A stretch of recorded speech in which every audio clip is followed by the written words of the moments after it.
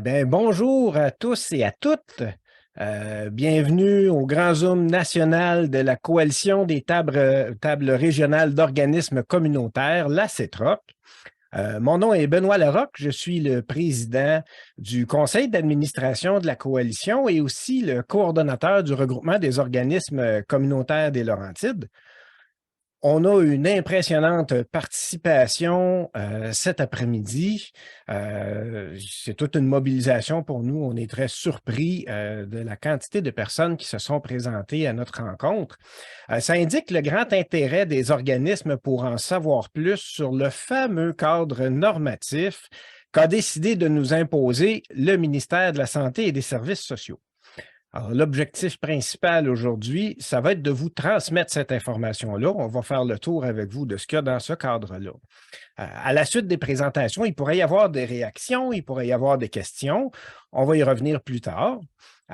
Mais avant de vous parler un peu plus profondément, un peu plus en détail de ce qu'est la coalition, des objectifs de l'événement aujourd'hui, je vais vous présenter Andréane Paquet, qui est notre animatrice pour le webinaire et qui va nous expliquer en même temps comment ça va se dérouler. Alors, bonne rencontre, on se parle un petit peu plus tard. Merci beaucoup, Benoît, et bonjour à toutes et à tous. Donc, oui, on est vraiment nombreuses et nombreux aujourd'hui dans ce webinaire. Là, on est près de 700, je pense, au moment où on se parle. Donc, je vais animer ce webinaire. Vous avez compris donc que vos caméras et vos micros sont fermés puisqu'on est en mode webinaire. Ce n'est pas comme un mode ordinaire de Zoom. Et donc, on ne peut pas vous voir ou vous entendre. Cependant, on vous voit depuis tantôt discuter dans l'onglet discussion. C'est vraiment un espace où vous pouvez aller vous présenter et puis échanger avec les autres participants, participantes. Il y a un deuxième espace où vous pouvez aussi prendre la parole, c'est l'espace Q&R, donc questions et réponses. Là, on vous demanderait d'y poser simplement vos questions de clarification, vos questions pour les panélistes. Ça va vraiment être cet espace-là qui va être réservé aux questions. Et pour le chat, c'est vraiment l'onglet discussion, c'est vraiment plus pour justement des présentations, des discussions entre participants et participantes. Donc, comme le disait Benoît, plusieurs questions risquent d'émerger. On va essayer d'y répondre le plus possible, mais on est conscient que ça ne sera peut-être pas possible. Donc, on vous rappelle que vos troc-roc sont aussi disponibles pour répondre à vos questions après le webinaire. Donc, le webinaire, il est enregistré. Il sera possible d'y retourner par la suite pour référence. Le PowerPoint ne sera pas partagé, mais le webinaire, lui, va l'être. Donc, merci à celles et ceux qui ont répondu à notre question brise-glace dans le chat. C'est vraiment de toutes les régions du Québec qu'on a des gens aujourd'hui. C'est vraiment impressionnant. Je vous pose une deuxième question pour vous relancer. Vous avez bien répondu. Ça fait combien de temps que vous êtes dans les organisations communautaires? J'aimerais ça savoir ici, les personnes, ça fait 1 an, 2 ans, 15 ans, wow! Donc là, je pense qu'on va avoir des belles réponses ici, voir l'étendue des gens qui sont avec nous. Donc, le webinaire aujourd'hui, il y a beaucoup de contenu, il y a beaucoup d'objectifs, alors on démarre ça. Donc, un premier objectif de ce webinaire, c'est de favoriser une compréhension commune du rôle de la CETROC. Un deuxième objectif aussi au webinaire aujourd'hui, c'est de permettre aux organismes qui sont financés par le PSOC de comprendre de manière globale l'historique des travaux PSOC et aussi les enjeux qui sont liés au dépôt d'un cadre normatif qui est non négocié. On veut aussi essayer de favoriser une compréhension commune du guide qui vous a été envoyé, là, synthèse des enjeux et guide de questions sur la proposition du cadre normatif du M3S, et aussi faire comprendre le rôle que les organismes, donc vous, aurez à jouer lors des présentations du cadre normatif qui devrait avoir lieu en mars 2023. Et puis finalement, on veut démontrer l'importance des enjeux afin que les organismes soient prêts à se mobiliser si c'était nécessaire. Donc, on va se lancer. Donc, pour que vous soyez capable de comprendre bien qui est la coalition des tables régionales d'organismes communautaires, la CETROC, je vais redonner la parole à son président, Benoît Larocque.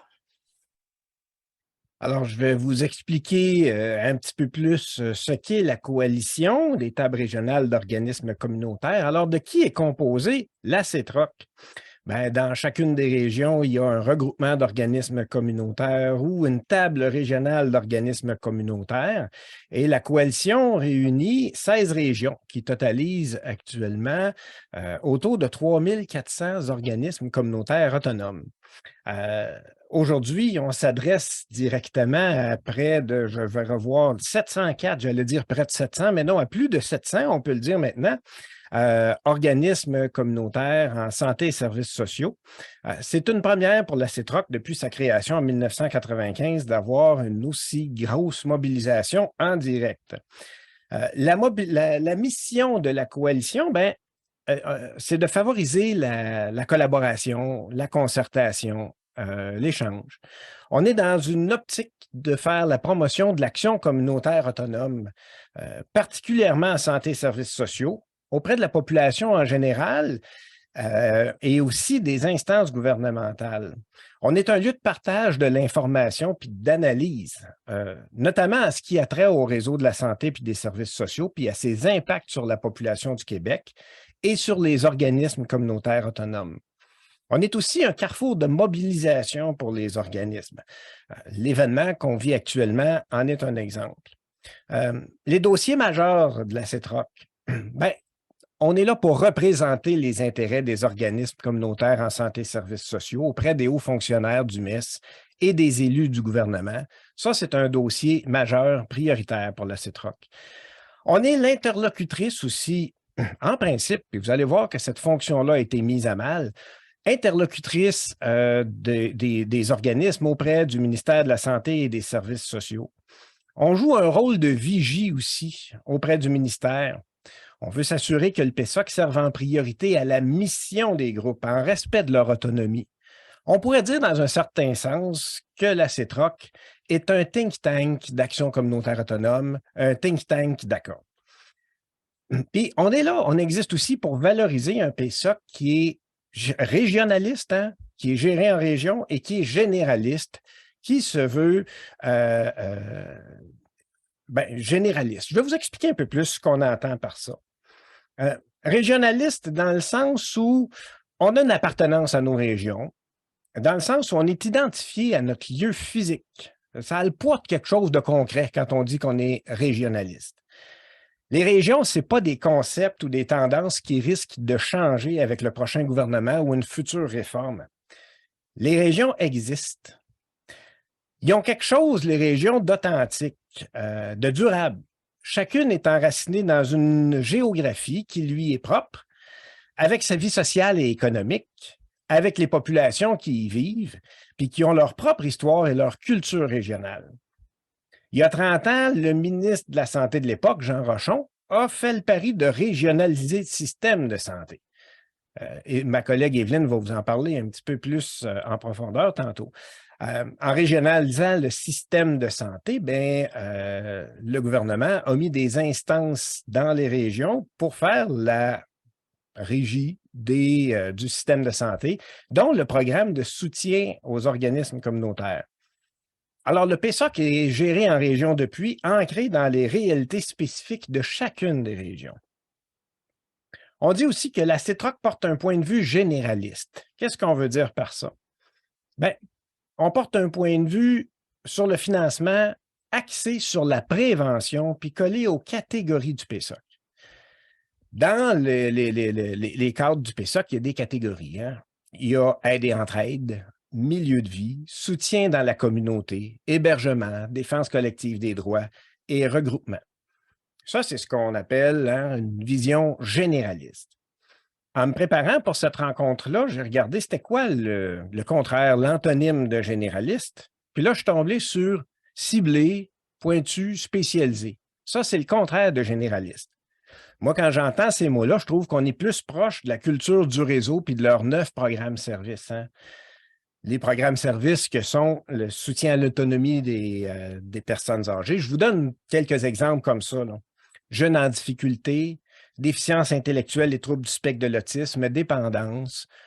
On voit qu'on a une vision qui est spécialisée, qui est véhiculée par le réseau, puis que cette vision-là se dépose peu à peu dans nos esprits. puis risque de prendre le dessus sur une approche plus globale et préventive du communautaire, ce à quoi on sert. Alors, à la CETROC, on porte une vision d'un PSOC à la mission qui est généraliste parce que, selon nous, c'est le meilleur moyen, à nos yeux, de favoriser notre autonomie et nos approches démocratiques. Alors, ça présente grosso modo là, la CETROC et ses valeurs. Pourquoi on organise ce Zoom-là aujourd'hui? Bien, parce que le gouvernement s'apprête à adopter un nouveau cadre normatif pour le PSOC sans la partie communautaire. C'est une première en 30 ans. C'est pas ordinaire ce qui se passe présentement. On organise ce Zoom-là aussi pour informer les groupes des enjeux actuels en lien avec cette nouvelle norme de programme qui s'inscrit un peu dans la manière de faire de la CAQ, qui avance sans consulter dans plusieurs domaines. Depuis que la CAQ est au pouvoir, on a vu l'émergence d'un pouvoir accru autour du Conseil du Trésor et de l'entourage du premier ministre, ce qui n'était pas le cas à ce point avant. On veut aussi outiller les groupes pour la tournée que le ministère veut faire, qui veut présenter son nouveau cadre en mars prochain. Vous avez sans doute vu passer des invitations pour des rencontres qui devaient avoir lieu en février. Elles ont été reportées au mois de mars et on veut vous préparer pour ces rencontres-là. On est là aussi pour préserver l'esprit de l'action communautaire autonome dans le PSOC. On veut préparer la suite aussi avec cette rencontre-là aujourd'hui. Ça va probablement demander de nous mobiliser. On va vous en reparler à la fin de la rencontre. Je vous remercie d'être avec nous. Je repasse la parole à Andréanne, notre animatrice, pour la suite du programme. Merci beaucoup, Benoît. Je pense que ça met bien la table. Alors, c'est le moment de plonger dans le cœur du sujet, l'historique du programme de soutien aux organismes communautaires, le PSOC. Donc, je cède la parole à Évelyne Langlois, qui est agente de liaison et de recherche à la CETROC. Bonjour tout le monde. Merci pour votre belle participation. Alors, on va faire un voyage supersonique dans le temps, supersonique parce qu'on va aller vite, on va survoler rapidement les 50 ans de l'histoire du PSOC, soit des années 70 à 2020, puis on va aussi en profiter pour faire un survol des grandes périodes de travaux qu'on a eues avec le ministère de la Santé et des Services sociaux, le MES, pendant ce temps-là. Mais avant de plonger dans le passé, je voudrais attirer votre attention sur le fait, Benoît l'a dit, sur le fait que une grande partie, excusez, je suis un peu distraite par le partage d'écran. Mon PowerPoint vient, va, s'en va. Donc, c'est ça. J'attire votre attention sur le fait qu'une grande partie de ma présentation de l'historique du PSOC se retrouve dans le document que vous avez reçu il y a quelque temps, la synthèse des enjeux et des questions que vous avez reçu il y a quelque temps par le biais de votre troc ou de votre roc. Donc, dans les années 70, ça bouge pas mal au Québec. Il y a plein de groupes sociaux qui sont en train d'émerger pour répondre à des problématiques, différentes problématiques qui, pour eux, demandent des solutions qui doivent aller plus loin que les solutions qui sont mises en place par l'Église à ce moment-là et qui relèvent davantage de la charité chrétienne. Ça fait que là, on veut que l'État s'occupe de ses citoyennes et des citoyens. Donc, à l'image de différents mouvements sociaux, les groupes populaires, qui sont les ancêtres des organismes communautaires autonomes d'aujourd'hui, donc les groupes populaires, revendiquent des changements pour améliorer les conditions de vie des populations. Et devant l'importance de plus en plus grande de ces groupes populaires, le ministère des Affaires sociales, qui est l'ancêtre du MES d'aujourd'hui, met en place un premier programme pour les organismes communautaires. Ce programme-là, à l'époque, en 1973, finance à la mission 31 organismes qui font partie de 3 catégories, qui se partagent en 3 catégories et qui se partagent aussi un petit budget de 1,2 million de dollars. Un peu plus de 10 ans plus tard, c'est ce programme-là qui va devenir, en 85, le programme de soutien aux organismes communautaires, le PESOC. Les années 80 et 90, ça gronde contre le gouvernement au Québec. En fait, un des plus grands reproches que les mouvements sociaux, entre autres, font au gouvernement à l'époque, c'est qu'il est beaucoup trop centralisateur, dans le sens où il va prendre des décisions tout seul de son bord, quelque part en haut dans les officines gouvernementales, sans vraiment tenir compte des réalités terrain, des réalités des régions. Ça fait qu'on veut plus d'équité, on veut que le gouvernement écoute les citoyennes et les citoyens, ou bien au moins les groupes qui représentent les citoyens et les citoyennes. Bref, on veut que ça change au Québec. Donc, juste un exemple. Par exemple, en santé et services sociaux, on est beaucoup de monde sont en colère par rapport au fait que le plus gros des budgets va systématiquement aux hôpitaux, alors que les besoins sont grandissants par rapport aux services sociaux et par rapport à la prévention aussi. Et à cette époque, dans les années 80 et 90, il y a une croissance du PESOC, donc le nombre d'organismes financés augmente et le budget aussi, l'enveloppe augmente. Et on parle toujours de financement à la mission globale. La grogne finit par porter fruit. Le gouvernement adopte en 91 la loi sur les services de santé et les services sociaux. Et là, c'est ce qu'on appelait la loi 120 pour les plus vieux et les plus vieilles d'entre vous, comme moi. Je m'en souviens bien. La loi 120. Donc, il y a 2 éléments importants à considérer par rapport à cette loi-là. Première chose, c'est la loi qui va venir consacrer la régionalisation des services de santé et des services sociaux. Donc, autrement dit, avec cette loi-là, il y a transfert de pouvoir décisionnel de gestion dans les régions par rapport au réseau public. Autre élément à considérer, c'est la première fois que l'existence des organismes communautaires est reconnue légalement, et non seulement leur existence, mais aussi leur autonomie, ce qui est quand même pas rien, il faut le dire. Donc, évidemment, en concordance avec la régionalisation, le PESOC est transféré dans les régions en 1994. Par contre, suite à des demandes, le MES accepte de s'asseoir avec les 2 instances nationales qui représentent à l'époque, encore aujourd'hui, les organismes communautaires qui interviennent en santé et services sociaux, soit nous, la Coalition des tables régionales d'organismes communautaires, la CETROC, et la table des regroupements provinciaux d'organismes communautaires et bénévoles, la TRPOCB.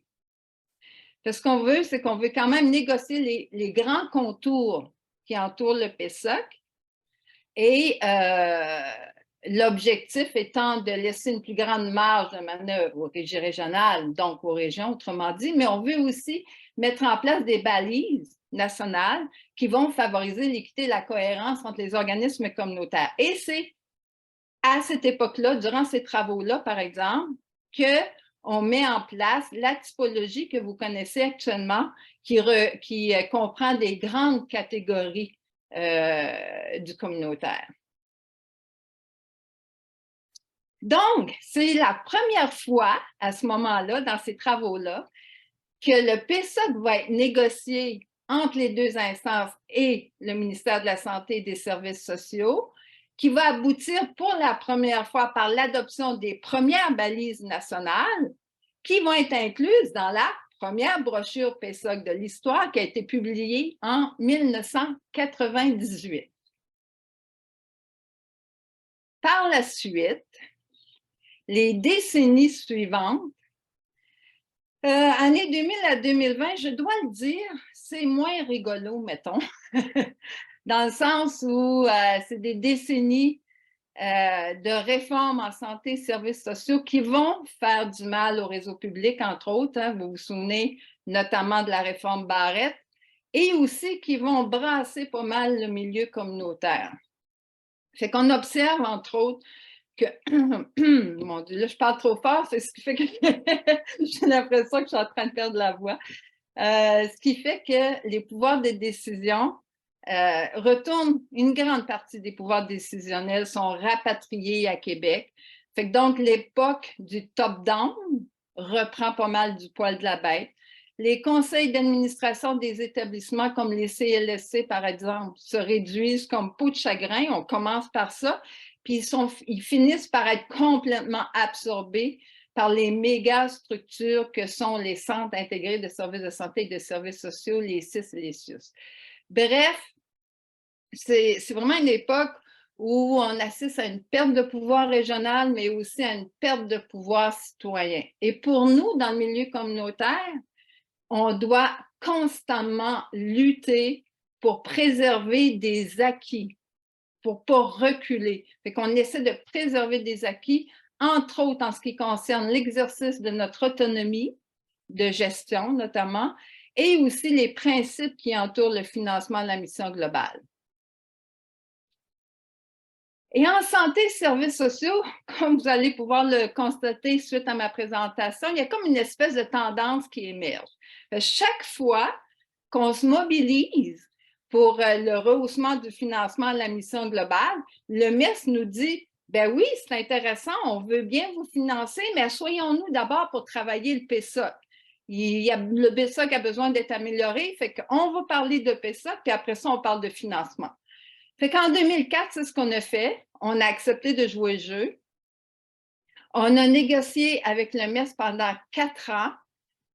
De ces 4 années-là a été produite la brochure turquoise, qu'on appelle la brochure qui encadre la reddition de comptes. Mais tout le reste des travaux n'a donné aucun résultat. Les travaux ont été tablettés et on n'est pas allé plus loin. Ça s'est arrêté en 2008.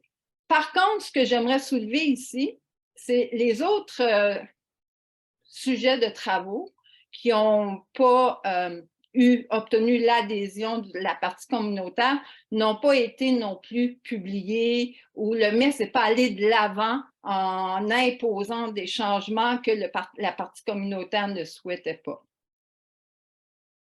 En 2009, le vérificateur général du Québec sort un rapport complètement désastreux sur la gestion du MES à l'égard du PSOC. Donc, le MES panique et commence à travailler tout seul de son bord une convention de soutien financier, donc un contrat légal, qui lierait les organismes communautaires et le MES ou les agences à l'époque.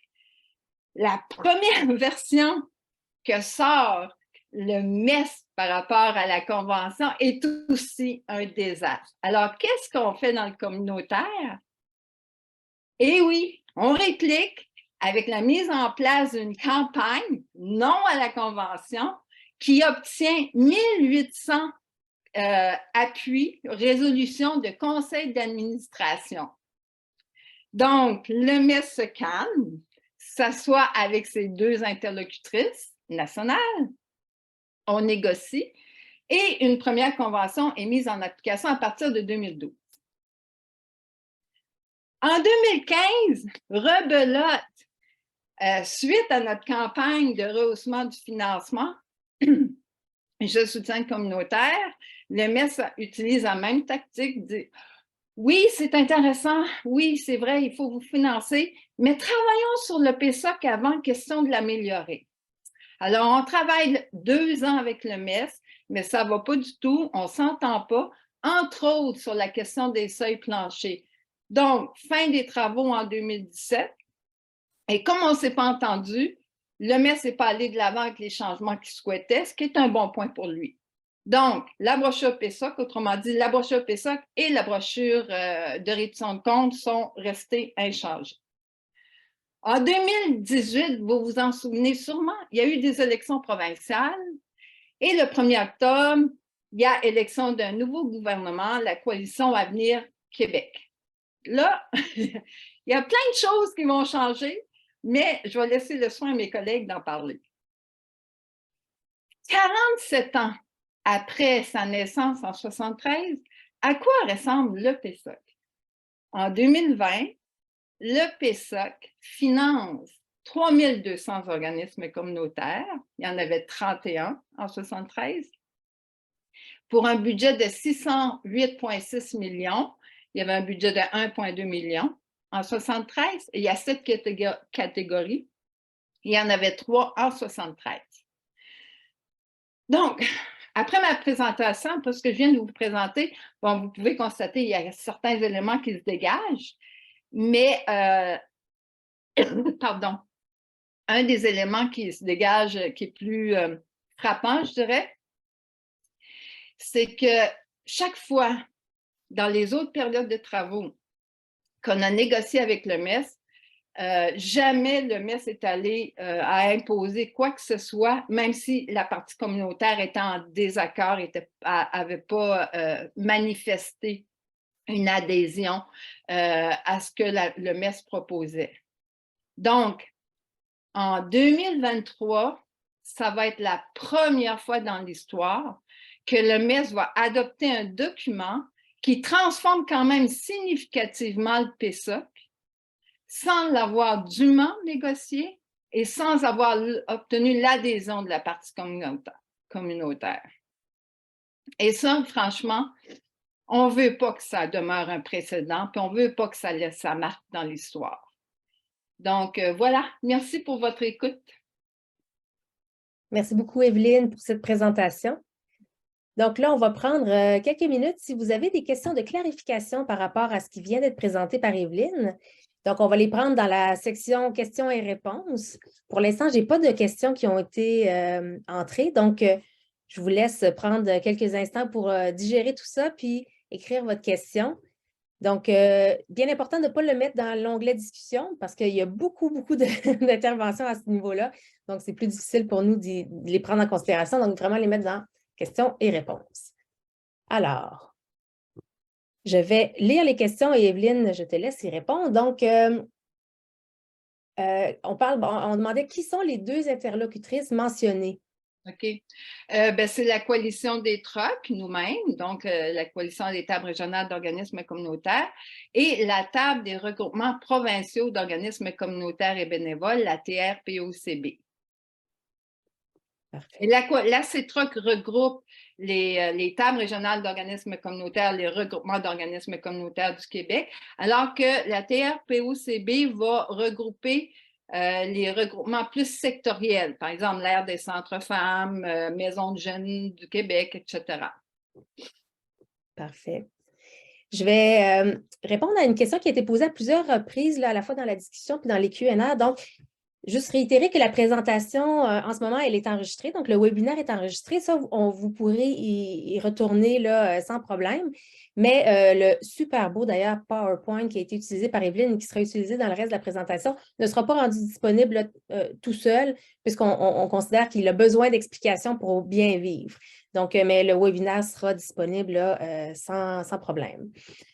J'ai peut-être une dernière question pour toi, Evelyne. Donc, on dit, on n'a pas parlé des sommes ajoutées dans le PSOC. Non, en fait, c'était pas tant l'objet de la rencontre d'aujourd'hui. On voulait focaliser davantage sur le contenu en lien avec le cadre normatif.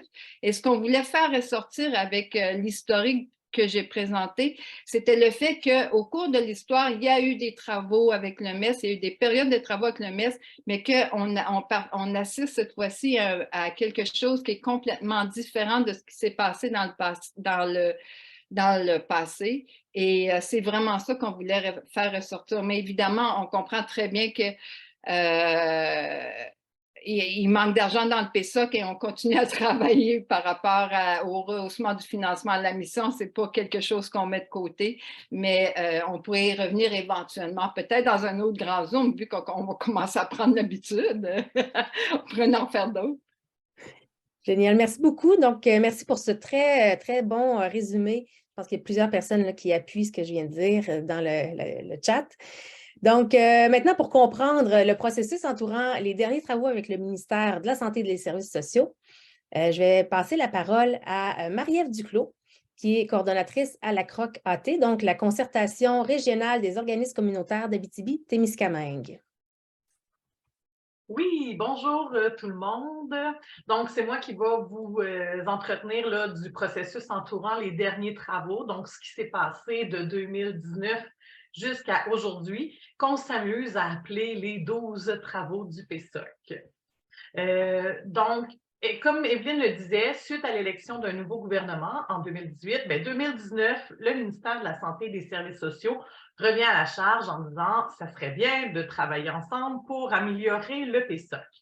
Il nous propose par contre une façon de travailler qui nous sort vraiment de notre zone de confort avec laquelle on n'est pas habitué de travailler. Je vous explique. En fait, premièrement, la mise en place d'un comité de travail, bien sûr, composé de représentants du ministère de la Santé et des Services sociaux, de représentants des CCCIUS, des délégués de la CETROC et des représentants de la table des regroupements provinciaux. Jusque-là, ça va. Mais ces travaux-là sont proposés sur une très courte échéance. On parle de 4 rencontres en 4 mois entre septembre et décembre 2019 qui se tiendront à huis clos, donc avec une obligation de confidentialité et sans aucune possibilité pour nos délégués de consulter qui que ce soit, même pas le CA de la CETROC, ses membres, donc encore moins vous, les organismes communautaires autonomes. La raison pour laquelle la CETROC accepte d'embarquer dans ces travaux-là repose en fait sur 2 engagements que le ministère prend, c'est-à-dire de travailler uniquement à partir des positions historiques du milieu communautaire, donc des éléments sur lesquels on a déjà discuté qu'on porte comme revendication, et deuxièmement, d'inclure dans le nouveau cadre uniquement les éléments qui ont en fait consensus entre les 4 parties autour de la table.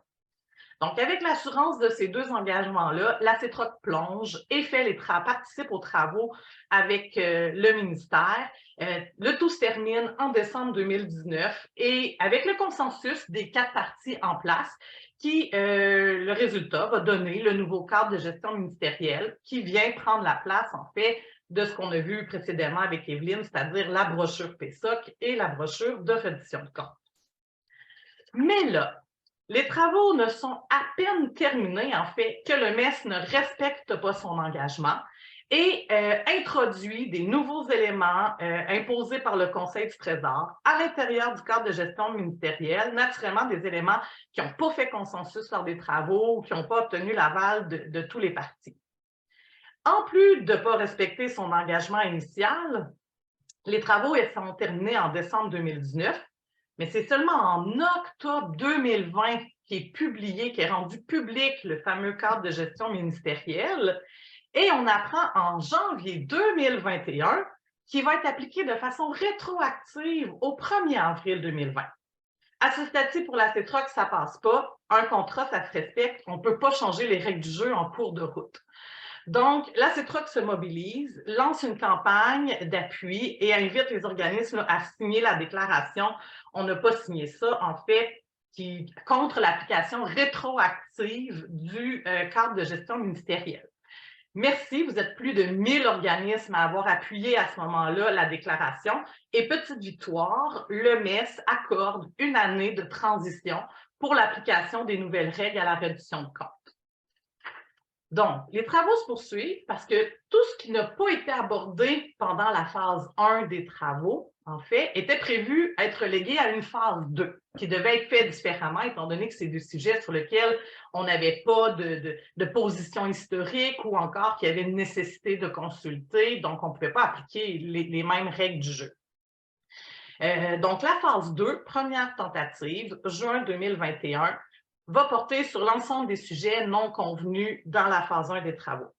Le ministère propose un nouveau processus intéressant, mise en place d'un grand comité stratégique, toujours avec les mêmes 4 parties, c'est-à-dire ministère, CCCIUS, la CETROC et la table des regroupements provinciaux. Ceux-ci s'assoient ensemble, commencent la rédaction d'un mandat écrit pour être certain que tout le monde a bien la même compréhension et s'entend sur quel est le mandat de ce comité stratégique-là. Un chargé de projet est embauché pour piloter ce travail-là, en fait, qui va passer par 4 grands chantiers qui sera travaillé en sous-comité. Chacun des chantiers ayant un thème particulier, soit la typologie et ses catégories, la transition vers les 8 critères d'action communautaire autonome, donc les 2 fameux critères là, de transformation sociale et d'approche globale qui sont devenus obligatoires avec le nouveau cadre de gestion ministérielle, un chantier sur la reddition de comptes et un 4e chantier sur les 2 autres modes de financement. Donc, mais pendant le déroulement des travaux, des rencontres ont lieu, le MES fait souvent référence aux normes de programme en place, à la norme de programme du PSOC. À ce moment-là, nos délégués à la CETROC se questionnent, mais de quoi il est question quand on parle des normes de programme? Faites-vous référence au nouveau cadre de gestion ministérielle qui a été appliqué?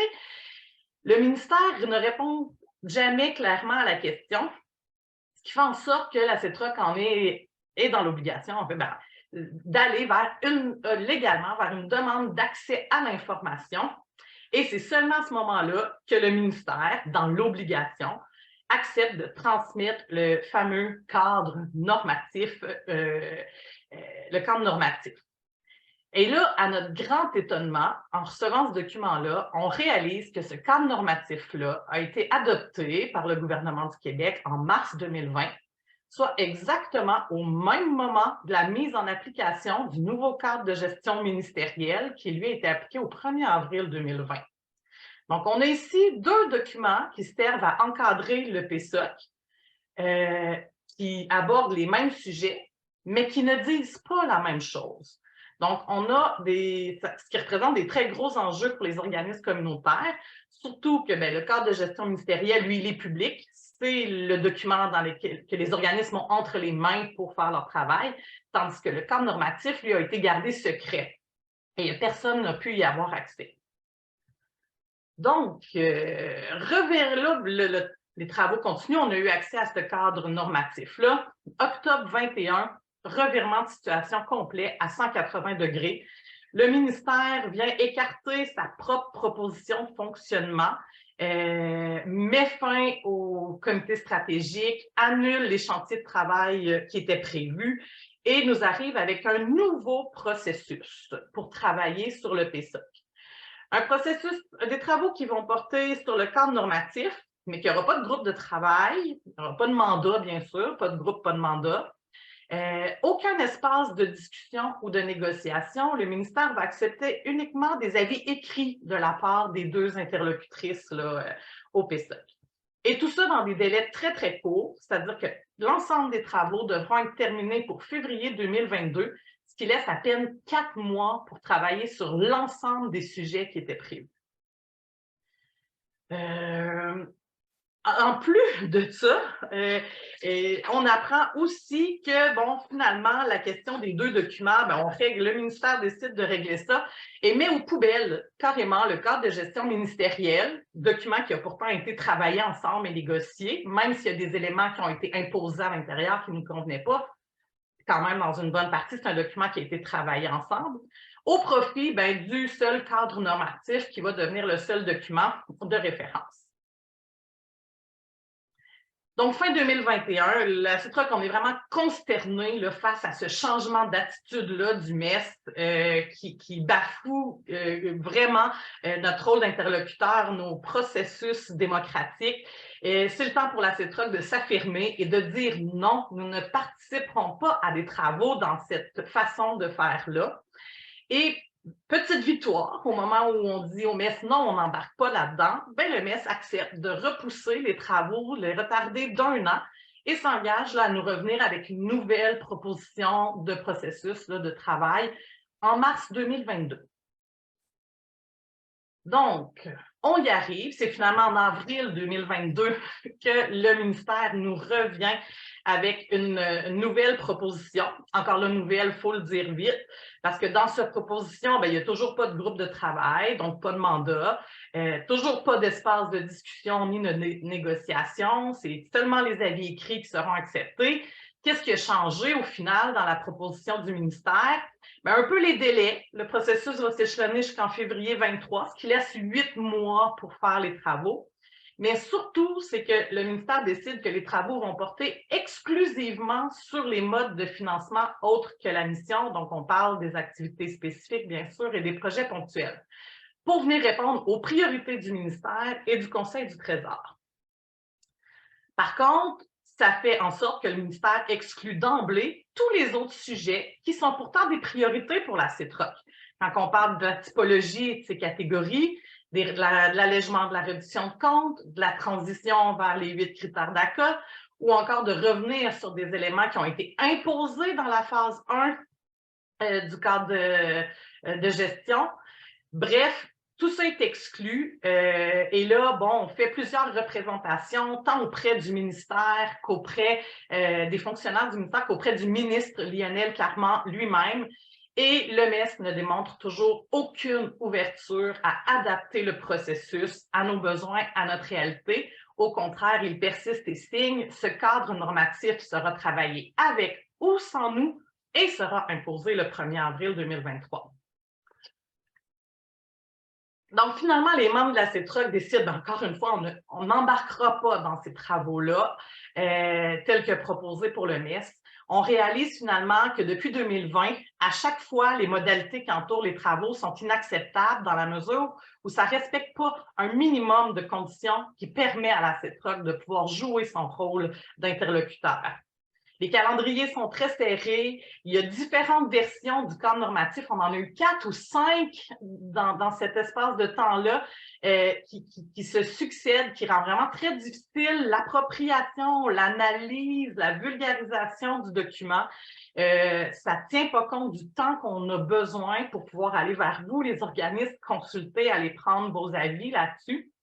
C'est pour ça que, considérant vraiment l'imposition du cadre normatif non négocié, considérant les nombreux enjeux qu'il soulève, considérant que les échéanciers sont trop serrés pour consulter les organismes, considérant que le ministère évacue totalement le rôle d'interlocuteur de la CETROC dans cette façon de faire, mais la CETROC a décidé en novembre dernier, bien sûr, de ne pas participer aux travaux, mais aussi de rejeter ce cadre normatif-là. Ce qu'on souhaite plutôt, c'est mobiliser les organismes communautaires, exiger du ministère le respect du rôle d'interlocuteur pour avoir un cadre négocié qui va convenir à chacun et chacune, à toutes et tous. C'est ce qui fait le tour de ma présentation. Merci beaucoup, Marie-Ève. On voyait beaucoup de réactions là, dans l'onglet discussion pendant ta présentation. Donc, on a maintenant 2 questions pour les participantes qu'on va vous soumettre sous forme de sondage. Donc, ces 2 questions que je vais vous lire puis que je vais vous inviter à répondre. Il va y avoir une fenêtre qui va s'afficher à votre écran et vous aurez l'opportunité à ce moment-là de répondre à la question. Donc, je vais lancer le sondage et vous lire les questions par la même occasion. Donc, la première question, c'est est-ce que vous trouvez que le M3S a manqué de respect envers le rôle d'interlocuteur de la CETROC? Donc, répondez par oui ou par non. Et la deuxième question qui est tout de suite en dessous, c'est sur une échelle de 1 à 10, à quel point vous sentez-vous indigné face à cette attitude du M3S d'aller de l'avant avec un cadre normatif non négocié avec les interlocutrices des OCAS? Donc, en précisant que le 1, c'est peu indigné et que le 10, c'est très indigné. Donc, je vais laisser du temps à tout le monde de répondre.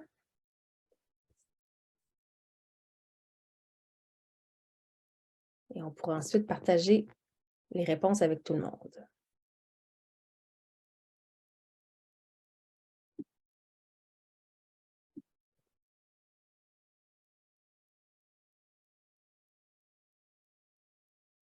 Ça continue de répondre.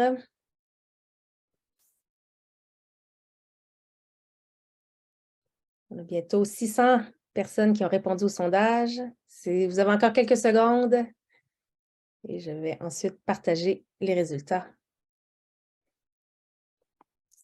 Scoop, je ne pense pas que personne va être étonné des réponses qui sont en train d'entrer.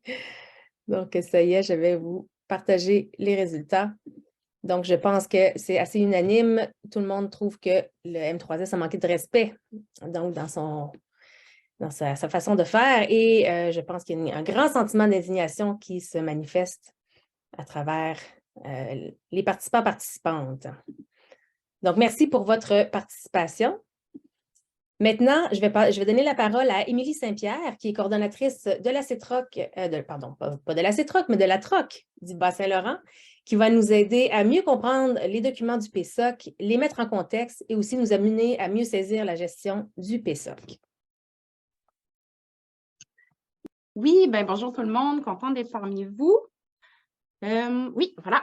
Donc, c'est ça, vous avez pu constater qu'il y a eu beaucoup de changements là, dans les documents du PSOC au cours des dernières années.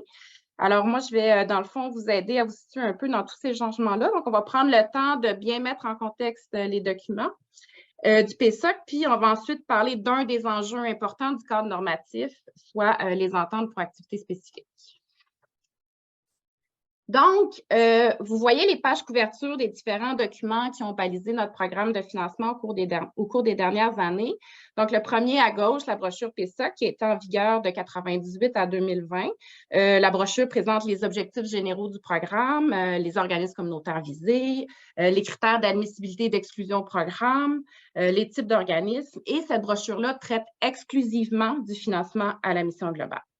L'autre document, la brochure sur la reddition de comptes au PSOC, donc la fameuse brochure bleue, est en vigueur depuis de 2007 à 2020. Elle précise les éléments nécessaires pour la reddition de comptes dans le cadre de la mission globale au niveau de ce que doit contenir le rapport financier, le rapport d'activité. Je saute la Convention de soutien financier pour vous amener au cadre de gestion ministérielle du PSOC, qui est lui aussi un document qui encadre le PSOC dans le cadre de la mission globale uniquement. C'est le document qui est en vigueur jusqu'à l'adoption à venir du cadre normatif. Dans le fond, le cadre de gestion ministérielle reprend les essentiels de la brochure PSOC et de la brochure reddition de compte, donc réunis maintenant en un seul document. Et il y a aussi, et là, certains ajouts. Ça m'amène à vous parler maintenant du cadre normatif, la raison pour laquelle on est avec vous ici aujourd'hui. Le cadre normatif est en cours d'approbation près du Conseil du Trésor pour une entrée en vigueur là, prévue au 31 mars 2023. On en a parlé tantôt. Ce document-là va remplacer tous les documents précédents.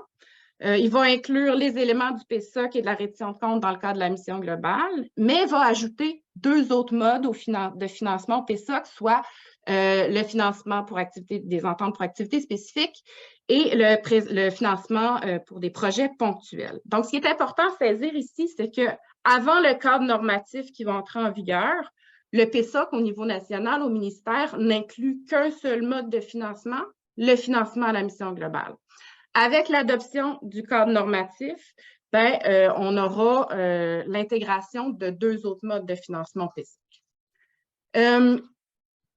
Le document que produit la CETROC, là, que vous voyez à l'écran, identifie certains enjeux. Fait que si vous ne l'avez pas lu, on vous invite vraiment à le lire. Ce document-là identifie certains enjeux puis pointe des éléments qui ont été omis dans le cadre normatif du ministère alors qu'ils étaient présents dans les autres versions de nos cadres là, antérieurs là, du PSOC. C'est des éléments qu'on juge importants et dont le cadre normatif n'aborde plus. Est-ce que c'est une perte d'acquis? Est-ce que c'est volontaire? Est-ce que c'est involontaire du ministère? Est-ce qu'il y a un plan de match du côté du ministère pour les intégrer ailleurs autrement? Je ne donnerai pas la réponse à ces questions-là. Mais vous pouvez vous référer aux pages 8 à 10 du document de la CETROC pour y voir plus clair puis constater par vous-même. Mais surtout, on vous invite vraiment à poser des questions au ministère sur les retraits de ces éléments-là dans le cadre normatif quand ils feront ces présentations-là dans vos régions. Donc, je reviens à mon musée du PSOC pour vous parler de la Convention de soutien financier. Cette convention-là, Evelyne en a parlé tantôt, donc c'est une convention qui s'est faite dans le cadre du financement de la mission globale, elle est en application depuis 2012. C'est une entente négociée entre la partie communautaire et le ministère. C'est une entente triennale, donc sur 3 ans, qui est à portée légale. et qui est signé entre l'organisme communautaire et le bailleur de fonds, donc soit le CIS ou le CIUS ou le ministère de la Santé et des Services sociaux pour les organismes à vocation nationale. La Convention précise les obligations des deux parties signataires dans le cadre de l'entente et dans le cadre du financement à la mission globale. La Convention réfère aux documents du PSOC. Donc, elle référait par le passé à la brochure sur la brochure PSOC et la brochure de reddition de comptes. Depuis l'adoption du cadre de gestion ministérielle, il y a un addenda que vous avez reçu dans les dernières années, donc un addenda en 2021 et un addenda 2022 qui a été envoyé à la Convention, qui précise que la Convention est reconduite dans les mêmes termes, mais cependant, cette Convention-là réfère au cadre de gestion ministérielle et que les parties doivent maintenant se conformer à ce cadre-là. Donc ça, c'est important à avoir en tête. On va y revenir tantôt. Depuis le début des travaux de révision du PSOC entamés en 2019, Marie-Ève en a parlé tantôt, il y a comme un changement de paradigme du côté du ministère. Lors de discussions sur certaines questions qui ne font pas consensus ou quand il y a des désaccords, on nous répète que c'est comme ça parce que c'est une exigence du Conseil du Trésor, c'est la norme de programme, c'est comme ça. On doit se référer aux autorités. Donc, c'est vraiment, ça nous a frappé cette constante référence-là au Conseil du Trésor puis aux normes de programme. C'est des termes et des références, des manières de fonctionner aussi qu'on n'avait jamais entendu parler auparavant. Donc, c'est important de le mentionner parce que ça reflète la représentation du ministère, la lunette à travers laquelle le ministère voit les choses et opère. Donc, c'est important pour vous aussi de vraiment en prendre conscience et de l'avoir en tête. Je prendrais vraiment le temps de faire une pause sur cette diapo-là pour le dire, puis Benoît l'a dit tantôt, c'est pas banal ce qui se passe actuellement dans les travaux du PSOC. On parlait de la Convention tantôt. Pour la prochaine année, donc le ministère prévoit un nouvel et troisième addenda à la Convention de soutien financier qui va reconduire votre Convention 15-18 avec les mêmes conditions, mais avec un changement pas banal non plus, qui précise que, dans le fond, toutes les références du PSOC seront maintenant celles qui sont incluses dans le cadre normatif. Donc, votre contrat légal, la convention que vous signez avec votre bailleur de fonds, va référer et vous soumettre à des documents puis à des balises du PSOC qui sont inclus dans le cadre normatif, que vous n'avez pas vu, dont vous n'avez pas été informé et dont les interlocutrices nationales n'ont pas été partie prenante. Cet addenda-là n'a pas été discuté, n'a pas été convenu entre toutes les parties concernées. Et ça, bien, ça contrevient clairement aux obligations qui sont inscrites dans la Convention. Selon un avis juridique qui a été demandé par la CETROC, quand l'intention est de revoir des articles ou de modifier des documents de référence qui sont cités dans la Convention, ça doit être convenu entre toutes les parties, ce qui n'est pas le cas actuellement. Donc, ça nous amène à une grande question. Est-ce qu'on va laisser le ministère de la Santé et des Services sociaux travailler en vase clos comme ça? Est-ce qu'on va être spectatrice ou spectateur du PSOC tracé unilatéralement par le ministère? Ou est-ce qu'on s'aime assez comme mouvement communautaire autonome pour se faire respecter les ententes convenues, faire respecter le rôle d'interlocuteur de la CETROC? Puis est-ce qu'on est prêt à se mobiliser pour reprendre notre pouvoir d'agir puis de négociation puis faire respecter nos processus démocratiques? Fait qu'on va vous sonder là-dessus en fin de rencontre, mais c'est vraiment important parce qu'on vient de terminer un tour d'horizon du PSOC, c'est vraiment important de prendre la pleine mesure de ce qui se passe actuellement. Ça m'amène à vous parler, là, je vois qu'il y a plein de questions, c'est quoi les activités spécifiques dans les questions en bas, fait qu'on est rendu là. Donc, je vais vous parler de l'inclusion des ententes d'activités spécifiques là, comme mode de financement au PSOC tel qu'il est décrit dans le cadre normatif du ministère. Donc, mais avant d'aller là, il y a peut-être, avant d'entrer sur les enjeux là, qu'il y a autour des activités spécifiques dans le cadre normatif, il y a une petite mise en contexte préalable là, qui est nécessaire pour être sûr qu'on est tous et toutes au même niveau de compréhension. Donc, je vous disais tantôt que la brochure PSOC puis le cadre de gestion ministérielle traitait d'un seul mode de financement, qui est le mode de financement de la mission globale. Par contre, dans pratiquement toutes les régions du Québec, il y a 3 modes de financement PESOC qui sont appliqués depuis plusieurs années. Donc, ce n'est pas une invention des régions.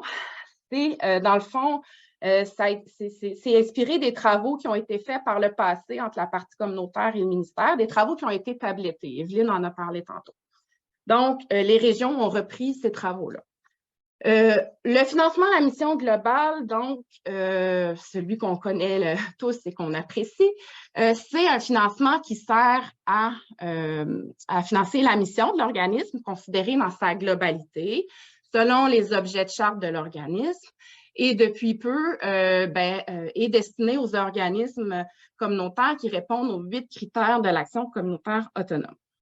C'est le mode de financement privilégié qui contribue à assurer l'autonomie, la stabilité des organismes communautaires, et c'est un mode de financement, un financement qui est récurrent. Le mode de financement pour activités spécifiques, dans le fond, c'est un mode de financement qui sert à réaliser des activités plus dans un esprit de collaboration et de complémentarité avec le réseau de la santé et des services sociaux. Donc, on est encore en lien avec la mission de l'organisme, mais on est plus là pour mettre en œuvre des priorités ou des orientations ministérielles ou régionales. On parle toujours d'un financement récurrent ou non récurrent, ça dépend des ententes qui sont conclues. Le dernier mode de financement, les projets ponctuels, le nom le dit, c'est des projets de courte durée, par exemple des projets de formation, des projets pilotes, d'expérimentation, pour des colloques, du soutien de concertation ou pour venir en aide dans le cas de situation de dépannage. C'est habituellement un financement qui est non récurrent. Ça m'amène à vous parler de l'inclusion du financement d'entente pour activités spécifiques dans le cadre normatif tel que prévu par le ministère. Donc, le cadre normatif introduit 2 modes de financement, l'activité spécifique et le projet ponctuel, mais introduit aussi des sous-catégories au financement d'entente pour activités spécifiques qu'on nomme volet A, volet B. Dans le cas normatif, le financement d'entente pour activités spécifiques volet A sert à répondre aux besoins identifiés par le réseau de la santé et des services sociaux. Donc, on parle ici d'un véhicule pour du financement issu de plans d'action gouvernementaux qui exigerait une reddition de compte différente de celle liée à la mission globale. On parle de financement pour favoriser la mise en œuvre d'orientation, de plans d'action, de programmes, de priorités gouvernementales, ministérielles, régionales ou d'un établissement du réseau. C'est pour les organismes qui répondent minimalement aux 4 premiers critères de l'action communautaire et pour les organismes qui sont financés au PESOC ou qui sont financés à la mission dans tout autre ministère. Donc, c'est quelque chose de nouveau ici.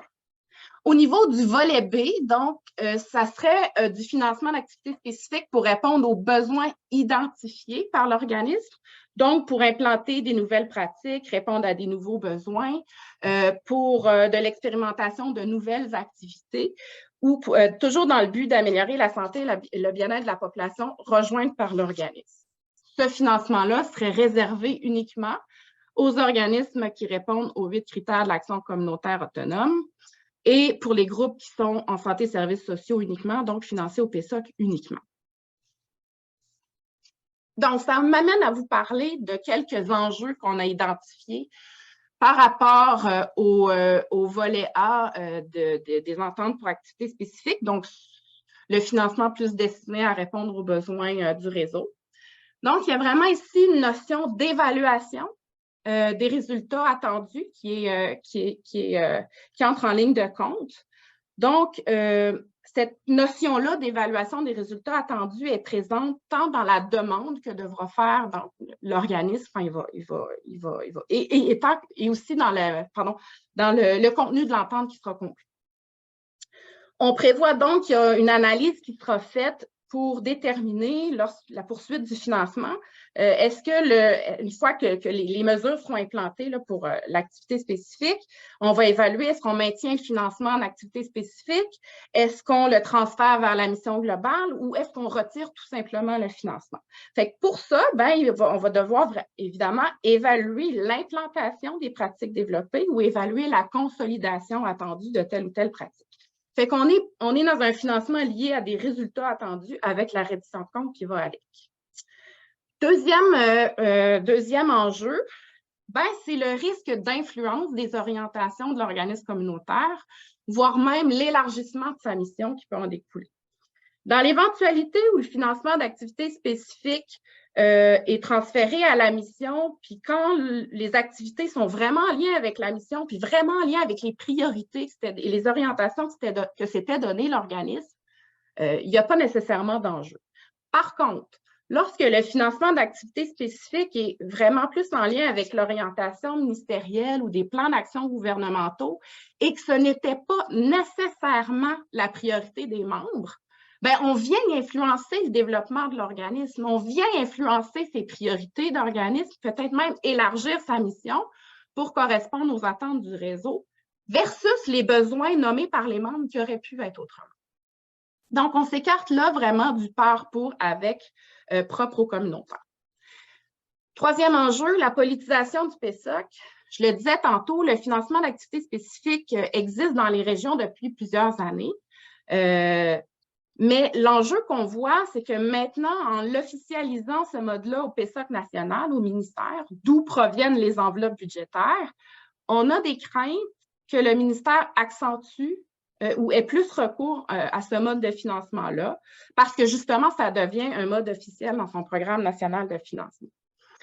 Il y a d'ailleurs de plus en plus d'argent tagué destiné aux organismes communautaires qui sont en lien avec des plans d'action gouvernementaux. On l'a vu dans le dernier budget et dans les dernières années.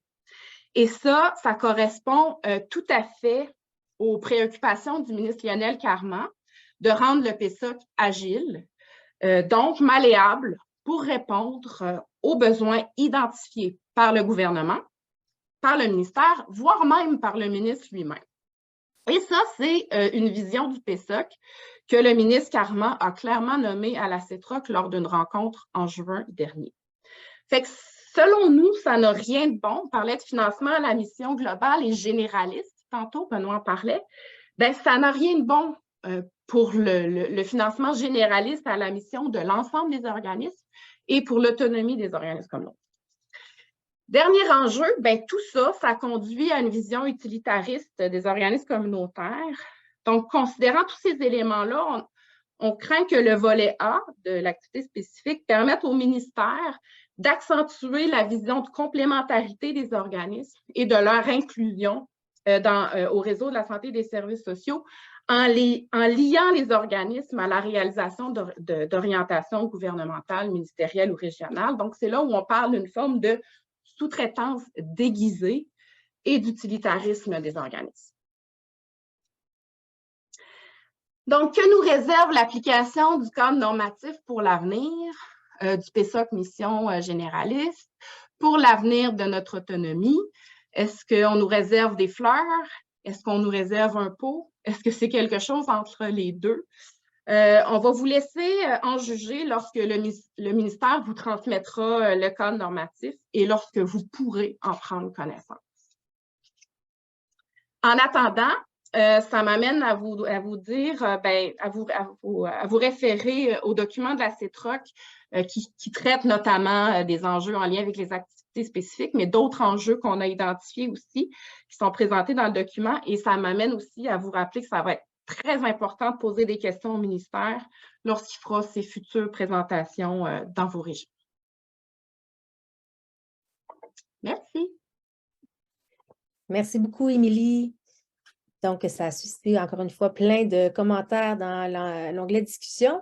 Il y a quelques questions qui sont rentrées. Je voulais juste vous préciser qu'on va voir 3 enjeux importants et à la suite de ça, on prendra vos questions. Donc, soyez patientes et patients. Donc, c'est maintenant le tour de Dominique Vigneux-Parent, qui est directrice du ROC de l'Estrie, à prendre la parole. Elle va aborder un deuxième enjeu important, Donc, la prépondérance du financement à la mission. Ben oui, bonjour tout le monde. Moi, je viens vous parler de ce deuxième enjeu qui concerne la prépondérance du financement à la mission. D'abord, on va commencer par regarder qu'est-ce que la prépondérance. Alors, la prépondérance, ça doit être comprise comme étant la prépondérance du financement à la mission globale par rapport aux 3 modes de soutien financier, soit les ententes pour activités spécifiques et les projets ponctuels. On parle donc de la prépondérance au sein du ministère et non par rapport aux revenus totaux d'un organisme. Selon les données nationales que nous avons de 2020-2021, la moyenne de la prépondérance au PESOC serait de 85 %. Ce qui veut dire que si le ministère injecte 1 million, par exemple, au PESOC, il y a 85 % qui vont aller à la mission globale et 15 % qui vont aller aux autres modes de soutien financier. Historiquement, la CETROC considère que le PESOC est associé au financement à la mission globale et qu'il devrait même être réservé à ce mode de financement-là. Selon nous, le financement à la mission globale devrait demeurer significativement élevé comparativement aux ententes pour activités spécifiques et aux projets ponctuels. On considère que la prépondérance du financement à la mission globale, c'est un principe important à préserver. On considère également que la prépondérance accordée au financement à la mission, elle devrait être chiffrée et qu'elle ne doit pas descendre sous le pourcentage actuel, c'est-à-dire 85 %. Le nouveau cadre normatif que le ministère veut nous imposer soulève des enjeux. D'abord, le cadre indique que le mode de financement prépondérant du PESOC est le financement en soutien à la mission globale. Mais dans le cadre, il n'y a aucune explication sur ce que signifie la prépondérance, ni à quelle hauteur elle devrait se situer. L'absence d'une définition claire et d'un taux chiffré de la prépondérance sont des éléments qui nous ont amenés à la CETROC à décider de rejeter le cadre normatif. Et aussi de vous mobiliser et d'organiser ce Zoom-là qu'on fait ensemble aujourd'hui, parce qu'on pense que les conséquences pourraient être désastreuses. Justement, regardons un petit peu ces conséquences-là. D'abord, ça pourrait se traduire par un recul de la prépondérance du soutien financier à la mission globale en dessous du niveau actuel de 85 %. Ce recul-là, il pourrait aller jusqu'à 50,1 %, car en l'absence de balises claires et chiffrées dans le cadre normatif, le ministère pourrait alors encore affirmer que le financement à la mission globale serait prépondérant par rapport aux 3 modes de soutien financier, malgré qu'on ait un recul majeur de 34,9 %. Est-ce ça qu'on veut? Bien, la réponse pour nous était claire. C'est non. C'est vraiment pas ça qu'on veut. En vue des rencontres avec le ministère qui auront lieu en mars, bien, on vous invite tous à aller voir notre guide de questions qu'on vous a préparé. À la page 6 et 7, il y a des questions qui concernent la prépondérance. On vous invite vraiment à profiter de ces rencontres-là pour aller poser ces questions-là au ministère directement. C'est l'occasion, c'est votre occasion à ne pas manquer. Merci. Merci beaucoup, Dominique. Donc, pour nous parler du 3e enjeu qui touche les audits, je redonne la parole à Marie-Ève Duclos, qui est coordonnatrice à la CROC Abitibi-Témiscamingue. Oui, bonjour. Donc, ici, je vais vous parler d'un enjeu, en fait, un petit peu plus technique, là, et malheureusement, cet enjeu-là ne se retrouve pas dans le guide synthèse et questions des enjeux qu'on a vu un peu plus tard. On verra peut-être la pertinence de vous envoyer un petit bout juste là-dessus, là, ça sera à évaluer, mais bon, j'y vais, je me lance, en fait. Depuis septembre 2022, là, la CETROC demande des allègements au ministère en ce qui concerne la transition entre le cadre de gestion ministérielle et le cadre normatif, advenant l'imposition, bien sûr, du cadre normatif, sur le sujet de la production des rapports financiers. Okay? Il y a des changements prévus au cadre normatif là-dessus et ça pourrait comporter des enjeux pour les organismes communautaires. Donc, je parle, comme je disais là, tout à l'heure, d'enjeux un peu plus techniques avec la mise en application du nouveau cadre normatif là, qui est prévu le 1er avril 2024, que vous n'avez pas eu connaissance encore. On se rappelle, en fait, puis là, Maya, je t'inviterais, je pense qu'on pourrait switcher tout de suite la diapo. Oui, comme ça. On se rappelle, en fait, que dans le PSOC, là, il y a des balises en ce qui concerne le type de rapport financier qu'un organisme doit produire. Donc, ici, on voit dans la brochure PSOC, donc, ce qu'il y avait avant le cadre de gestion ministérielle, jusqu'en 2019-2020, les balises étaient celles-ci. Un organisme qui recevait 100 000 $ ou plus de financement PSOC mission devait produire une mission d'audit. Un organisme qui recevait entre 25 000 et 99 000 une mission d'examen. Puis en bas de 25 000, il n'y avait aucune exigence.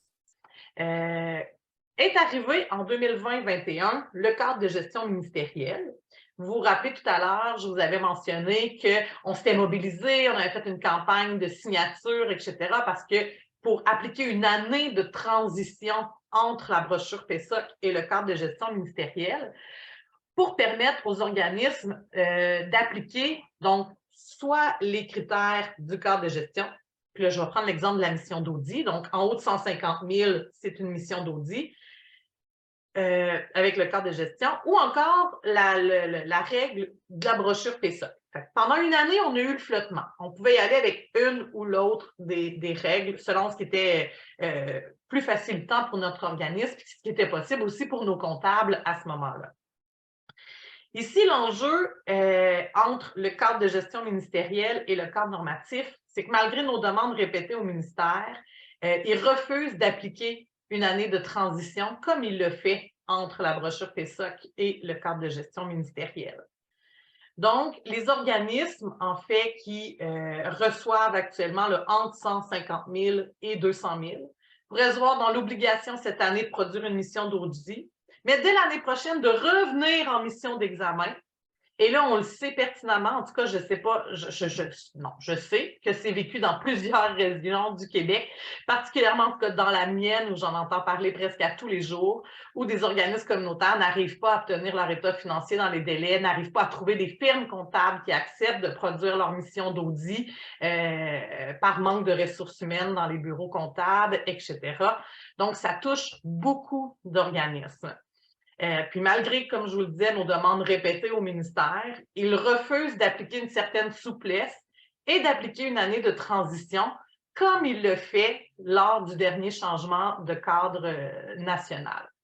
Donc, pour ça ici, pour nous, c'est un enjeu plus technique, comme je vous le disais, là, qui est peut-être moins sur l'esprit même du PSOC et son essence, mais qui est quand même important.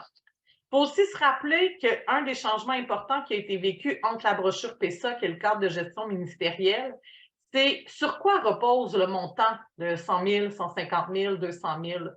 Dans la brochure PSOC, le 100 000, on parlait d'uniquement votre financement à la mission. Donc, peu importe les autres sources de financement autour, le type de rapport financier que l'organisme doit produire était appuyé sur le financement à la mission reçue.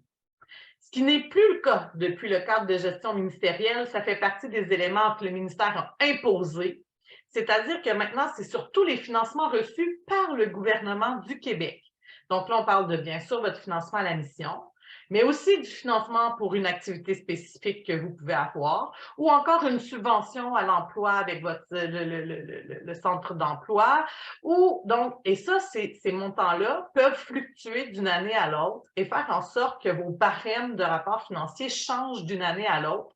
Et là, on se retrouve devant le fait que les firmes comptables n'acceptent pas de changer les types de rapports financiers d'une année à l'autre. Donc, on essaie aussi très fort de sensibiliser le ministère à l'implication de cette nouvelle règle-là. Et malheureusement, on n'a toujours pas de réponse satisfaisante de la part du ministère là-dessus.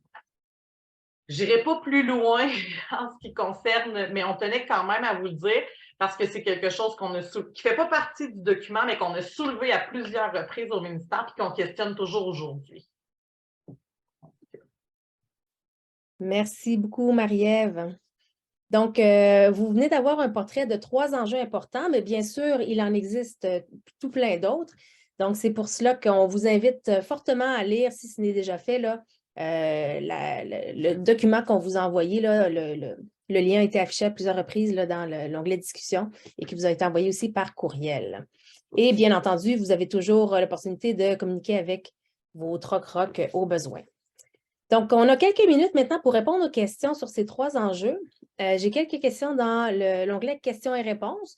Si vous avez d'autres questions, là, allez-y pour les y poser.